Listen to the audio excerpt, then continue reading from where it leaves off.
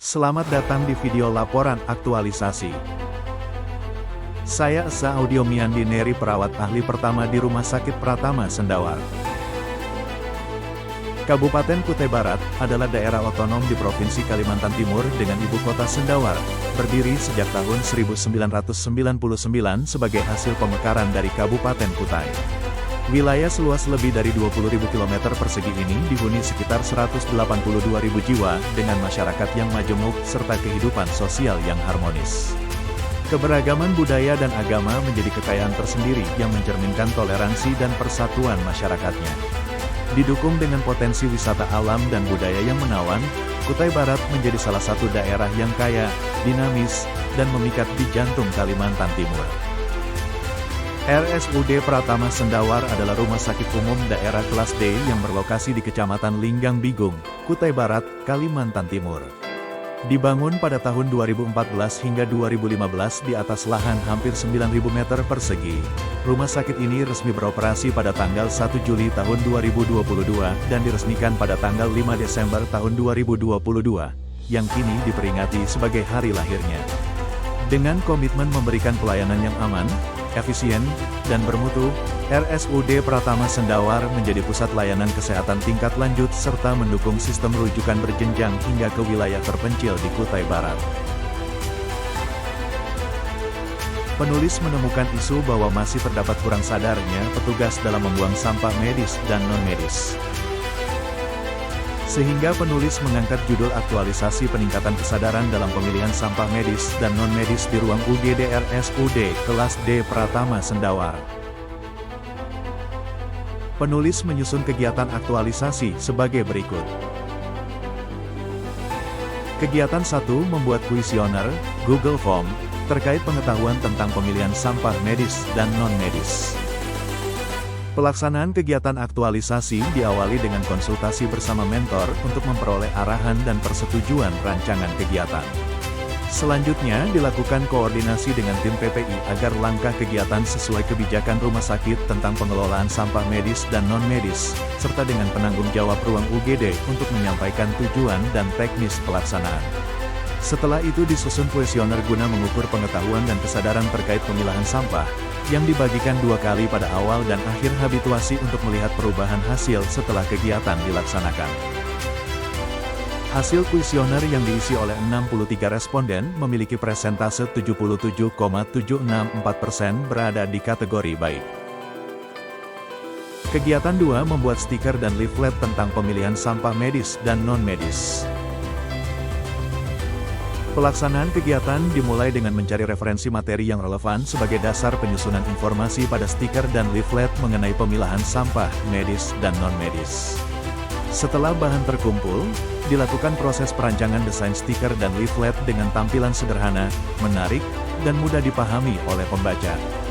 Desain yang sudah final kemudian dicetak untuk digunakan sesuai kebutuhan.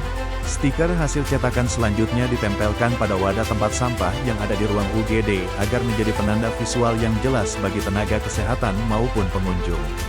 Sementara itu, leaflet dibagikan langsung kepada pasien dan keluarga yang berada di ruang UGD. Selain sekadar membagikan, kegiatan ini juga dilengkapi dengan edukasi singkat kepada pasien dan keluarga menggunakan leaflet yang telah dibuat, sehingga mereka dapat memahami pentingnya pemilahan sampah medis dan non-medis secara lebih baik.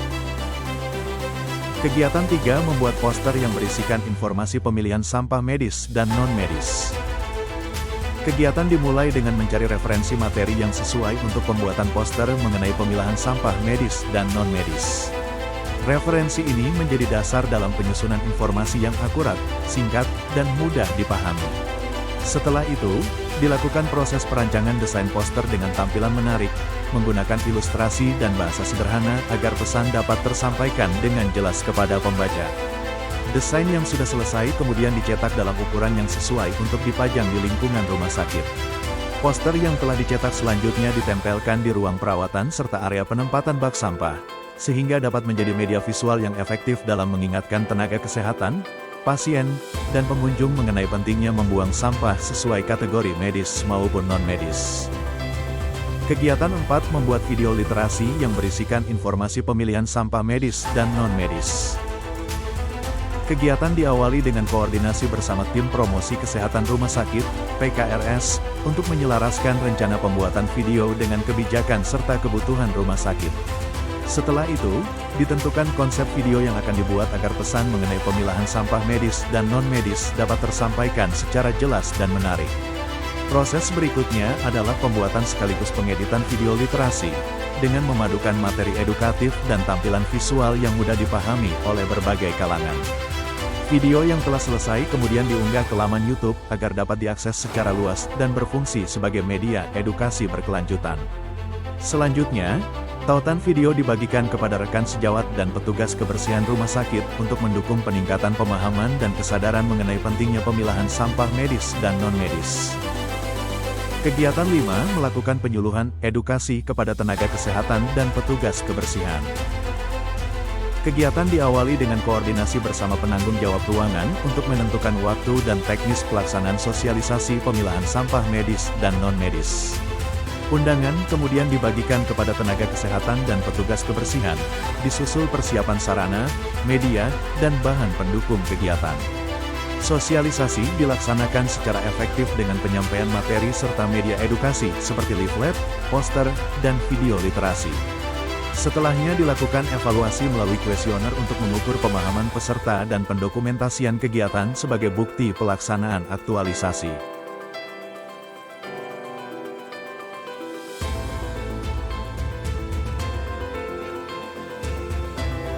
Kuesioner kembali dibagikan setelah kegiatan aktualisasi untuk melihat apakah ada perubahan.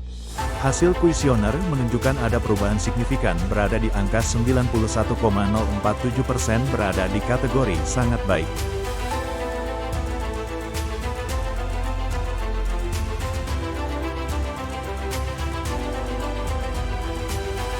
Kegiatan aktualisasi ditutup dengan dibaginya QR Code ke setiap unit di rumah sakit sebagai akses mudah ke media edukasi selama aktualisasi.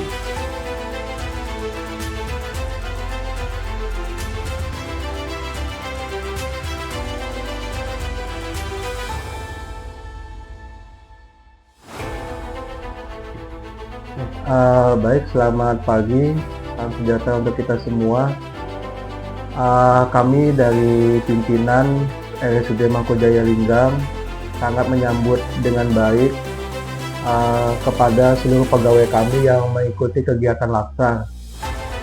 Bahwa kegiatan laskar yang telah mereka ikuti ini telah banyak membawa dampak positif untuk rumah sakit dengan berbagai kegiatan aktualisasi yang mereka lakukan.